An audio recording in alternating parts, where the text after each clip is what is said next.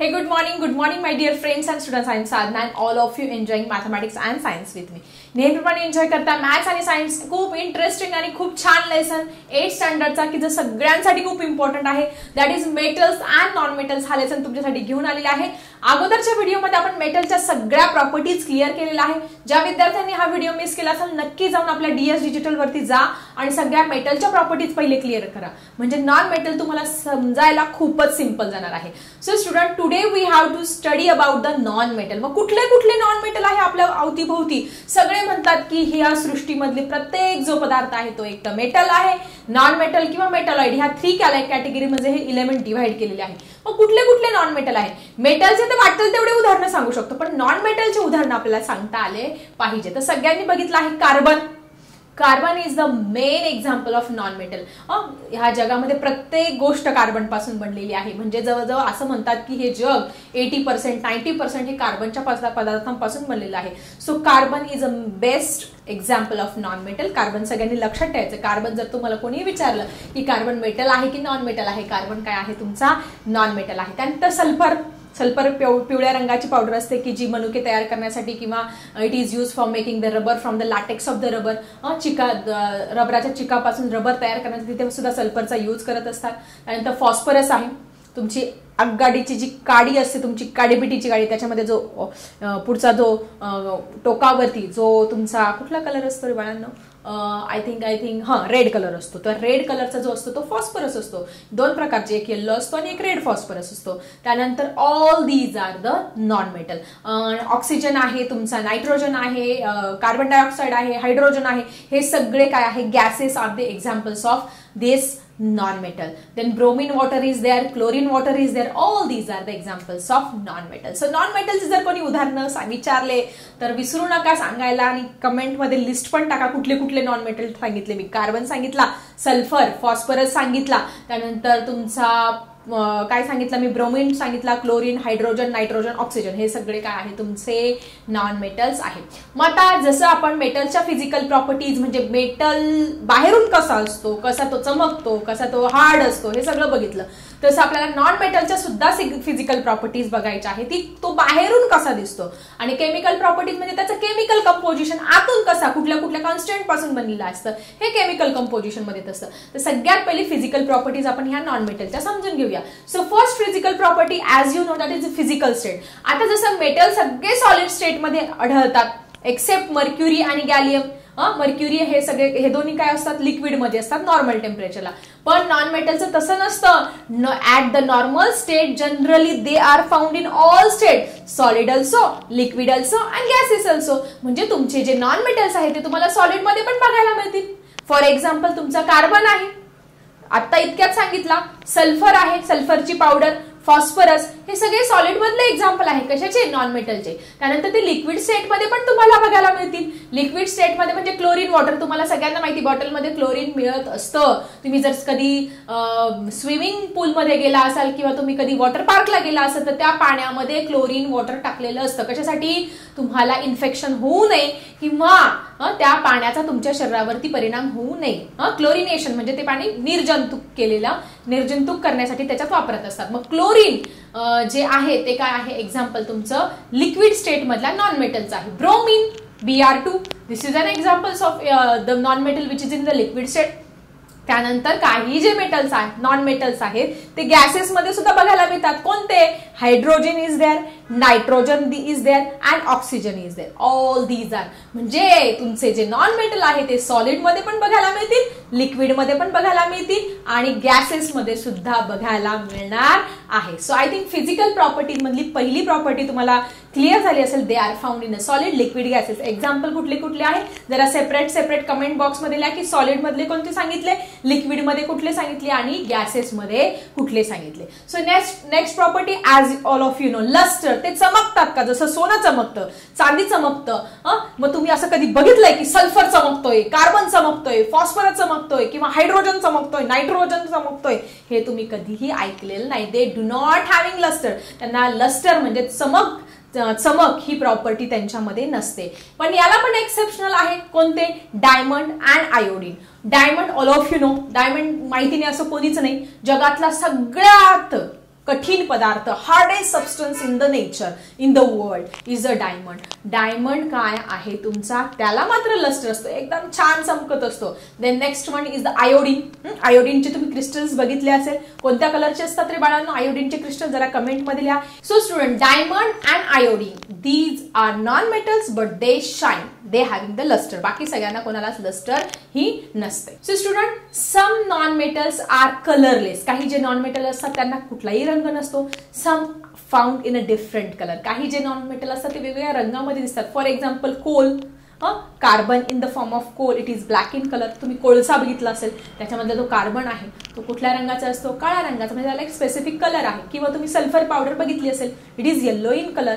किंवा ब्रोमिन बघितलं असेल, it is brown in colour. So some non metals having colour, some non metal do not having colour. So I think तुम्हाला lustre ही प्रॉपर्टी, colour ही प्रॉपर्टी क्लिअर झाली असेल की जनरली जे नॉन मेटल असतात they do not show the property of lustre. Only diamond and graphite shows the property. They are the exceptional cases. And colour, some are colourful, some are colourless. त्याच्यामध्ये तुम्हाला मी सल्फरचा yellow colour सांगितला, ब्रोमिनचा brown colour सांगितला, कोलचा black colour सांगितला. हे सगळं सगळ्यांनी छानपैकी नीट लक्षात ठेवायचं आहे. So student, let's move to the next property. So student, next property is a brittleness. ठिसूळपणा. चॉक खाली पडला, फुटला. काच खाली पडली, फुटली. तसं नॉन मेटल पण दे shows the property of brittleness. ते खाली पडल्यानंतर काय होत असतो, त्याचा चुरा होत असतो, ते ठिसूळ असतात, तुटतात. फॉर एक्झाम्पल, साधा आपल्या डेली लाईफ मधलं एक्झाम्पल आहे कोल घ्या. कोळसा माहिती तुम्हाला, लाकूड अर्धवट जाळलं की कोळसा तयार होत असतो. तो घ्यायचा आणि हॅमरने तो असा खूप ठोकायचा आहे. ठोकून ठोकून ठोकून काय होणार आहे, शेवटी त्याची पावडर तयार होणार आहे. It shows that is non metals are brittle. ते काय असतात, शक्यतो ब्रिटल असतात, ठिसूळ असतात.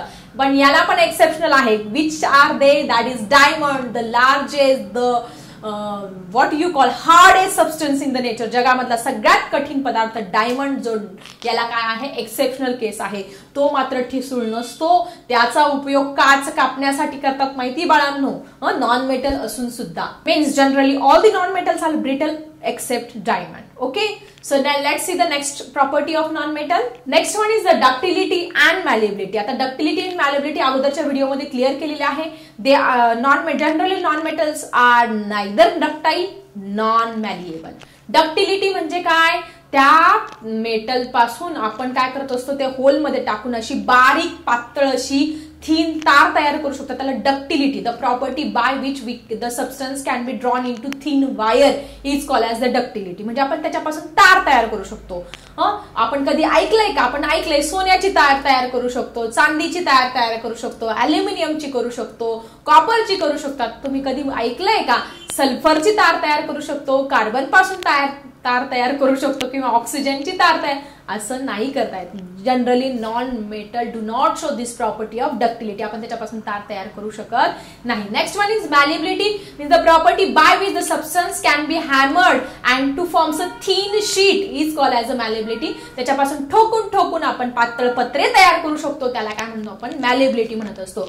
मग आपण सोन्याचा पत्रा, चांदीचा पत्रा, कॉपरचा, लोखंडाचा पत्रा, सगळे पत्रे तयार करू शकतो. पण आपण कार्बन पासून पत्रा नाही तयार करू शकत, आपण ब्रोमिन पासून नाही, आपण ऑक्सिजन पासून नाही, आपण फॉस्फरस पासून पत्रा तयार करू शकत नाही. Because they are the non metal and they do not show the property of this malleability and ductility. So I think malleability and ductility ही नॉन मेटलची प्रॉपर्टी तुमची इथे क्लिअर झाली असेल. So student, let's see the next property.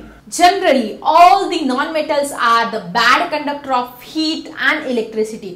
आपण बघितलं सगळे जे किचन मधले जे भांडे आहेत, स्वयंपाकासाठी जे आई वापरत असते त्याच्यामधून उष्णता वाहते म्हणून ते स्वयंपाकासाठी वापरतात. तुम्ही कधी असं बघितलंय की फॉस्फरस पासून बनलेलं भांड किंवा दुसऱ्या नॉन मेटल पासून बनलेलं भांड त्याच्यातून उष्णता वाढते का? नाही. Generally non metal are the bad conductor of heat and electricity. ते शक्यतो हीट आणि इलेक्ट्रिसिटी त्यांच्यातून पासत होत नाही. कोणामधून? नॉन मेटल मधून. पण याला पण एक एक्सेप्शनल केस आहे. कुठला? That is graphite. Graphite is a non metal but it is a good conductor of heat and electricity. इलेक्ट्रिसिटीचा गुड कंडक्टर. तुम्ही साधा सोपा तुम्ही बघितला असेल काही व्हिडिओजमध्ये एक्सपेरिमेंट की 2 पेन्सिल घ्यायच्या, त्या पेन्सिलचे टोकं करायचे, त्याला वायर जोडायच्या, त्याला एलईडी बल्ब लावायचा, तो बल्ब लागत असतो. म्हणजे याचा अर्थ काय होतो, त्या ग्राफाईट मधून इलेक्ट्रिसिटी ही पास होते. So graphite is a good conductor of heat and electricity. म्हणजे एवढा जास्त बेस्ट कंडक्टर नाही, कॉपर सारखा वगैरे, त्याच्यातून इलेक्ट्रिसिटी ही पास होत असते. So I think the property of conducting heat and electricity ही पण क्लिअर झाली असेल. Normally all the non metal are the bad conductor of heat and electricity except graphite. Okay, so ह्या सगळ्या प्रॉपर्टीज क्लिअर झाल्या असेल तर आपण बघूया आता next property. So student, next property is density. All of you know density is equal to mass upon volume. घनता म्हणतो आपण. Non metal having very low density. जे सगळे नॉन मेटल आहे त्यांची डेन्सिटी काय असते, नेहमी लो असते. मेटलची डेन्सिटी खूप काय असते, हाय असते. ठीक आहे, सो डेन्सिटी ही क्लिअर झालं असेल. सगळ्या नॉन मेटलची डेन्सिटी ही कमी असते. Okay, next one is a melting and boiling point of the non metal. Melting point generally जे मेटल्स असतात त्यांचा मेल्टिंग आणि बॉइलिंग पॉईंट काय असतो, हाय असतो. आणि तुमचे जे non metal having the low melting point and boiling point. म्हणजे कुठलाही पदार्थ एक विशिष्ट टेम्परेचरला तापवला की तो उकळायला लागत असतो, तो असतो त्याचा बॉइलिंग पॉईंट असतो. फॉर एक्झाम्पल लोखंड सुद्धा कितीही हार्ड असलं तरी ते एका पॉईंटला ते त्याला उष्णता दिल्यानंतर ते पण उकळायला लागत असतं. ठीक आहे, सो पण हे जे नॉन मेटल असतात त्या नॉन मेटलची जे मेल्टिंग आणि बॉइलिंग पॉईंट असतो तो खूप कमी. जसं जे मेटल आहे, लोखंड आहे, तुमचं कॉपर आहे, आयर्न आहे, गोल्ड आहे, यांचा मेल्टिंग पॉईंट असतो खूप हाय असतो, यांचा काय असतो, लो असतो.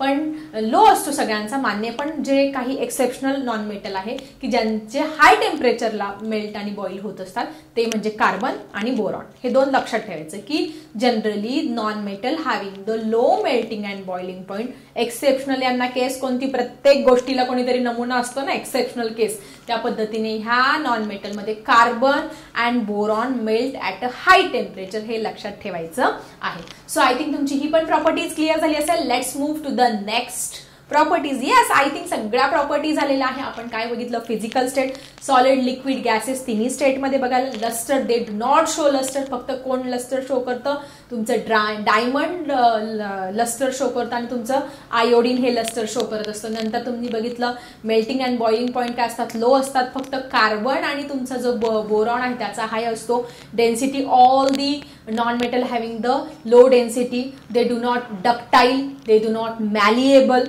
ह्या सगळ्या प्रॉपर्टी. सोनोरिटी, अजून ते आपटल्यानंतर असा नाद वगैरे तयार करत नाही, सोनोरिटी ही पण एक प्रॉपर्टी आहे. सो अशा पद्धतीने आज आपण नॉन मेटलच्या सगळ्या प्रॉपर्टीज इथे क्लिअर केलेल्या आहेत. सो कशा वाटल्या ह्या सगळ्या प्रॉपर्टीज, समजल्या का, जरा कमेंटमध्ये लिहायला विसरू नका, कारण आपल्याला याचा डिफरन्स लिहायचा आहे मेटल आणि नॉन मेटलचा. त्यानंतर तुमच्या पुस्तकामध्ये ऑलवेज रिमेंबर मध्ये 2 पॉइंट्स दिलेले आहेत की जे खूप इम्पॉर्टंट आहे. That is copper, gold and silver are highly malleable. ते जे असतात हायली मॅलिएबल म्हणजे त्याच्या मॅलिएबिलिटी सांगितलं, ते आपण ठोकून त्याच्यापासून अगदी पातळ पत्रा तयार करू शकतो. मॅलिएबिलिटी काय असते त्यांची जास्त असते. Then a sheet with a thickness 1/10,000 mm and wire with a diameter of 1500 mm can be made from a gold. म्हणजे सोन्याची आपण एक गोल्डची सोन्याची तार घेतली जिचं डायमीटर 1/5000 mm आहे. तिच्यापासून आपण किती बारीक तार तयार करू शकतो, 1/10,000 mm. एवढी बारीक, इतकी केसांच्या, आपला जो केस आहे या केसापेक्षा बारीक अशी तार आपण सोन्यापासून तयार करू शकतात. They are highly ductile. त्याच्यापासून अगदी पातळ तार तयार करू शकतो.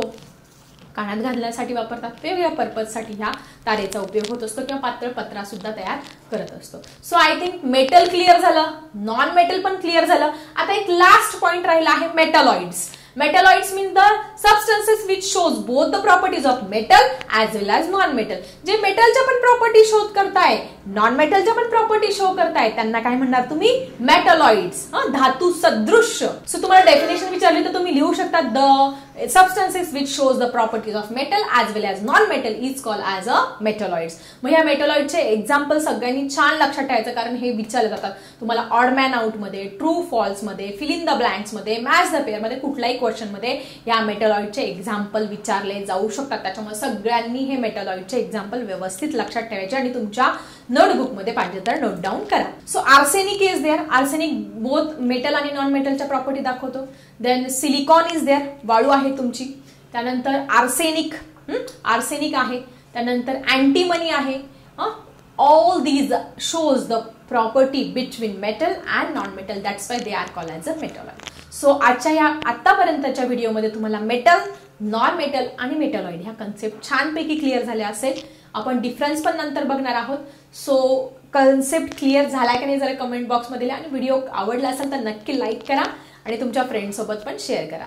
चला भेटूया अशाच इंटरेस्टिंग टॉपिकसह नेक्स्ट व्हिडिओमध्ये. आता मी थांबते. Bye everyone.